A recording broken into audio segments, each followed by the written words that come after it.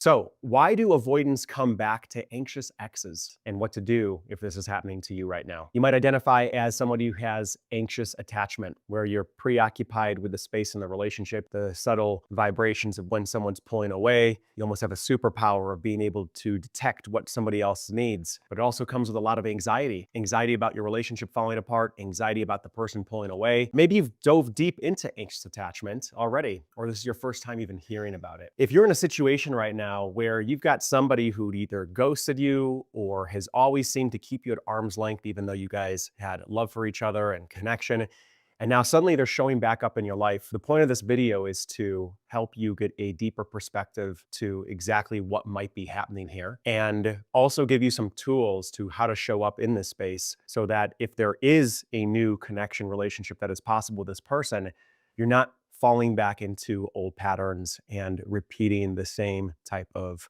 heartache all over again. If this is your first time watching my channel, my name's Clayton Olson. I'm a relationship coach, an NLP practitioner who helps people look at the deeper patterns in their life, the deeper drivers of their love life, and helps shift those so they can start to create a life they love and love that lasts. If you like the way this message is resonating with you, please subscribe, leave a comment, and be part of this YouTube community. So, why do avoidants come back to anxious exes? There's deeper emotional and nervous system dynamics at play here that most people miss. How you can use this dynamic that could end up being really painful and maybe is painful right now to shift into feeling more confident and secure in yourself. And we'll talk about the deeper dynamics of what's happening there. What you must know about avoidance. So avoidants want connection, but here's the thing, they don't trust it. They don't want to avoid love, they just want to avoid vulnerability. They want to avoid being seen, being needed, being truly known. Because if they are, they're afraid of being rejected after they open up more. And most likely, if they are an avoidantly attached individual that keeps people at arm's length, there's ways in which their own emotional needs were shamed, ignored,